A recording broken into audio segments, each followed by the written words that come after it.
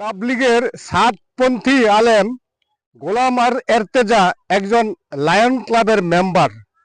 একজন প্রকৃত আলেম কখনোই লায়ন অথবা নোটারি ইন্টারন্যাশনালের সদস্য হতে পারে না।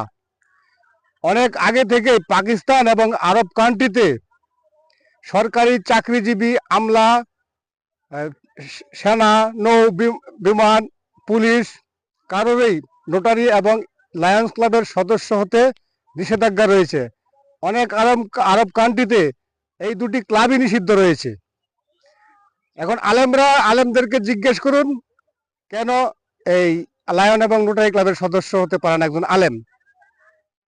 এমনি সাধারণ মানুষ হয় সেটা ভিন্ন ব্যাপার, কিন্তু একজন প্রকৃত আলেম কখনোই নোটারি অথবা লায়ন ক্লাবের সদস্য হতে পারে না। যারা এই সদস্য তাদেরকে জিজ্ঞেস করে দেখুন এই ক্লাবের সদস্য হয় কারা।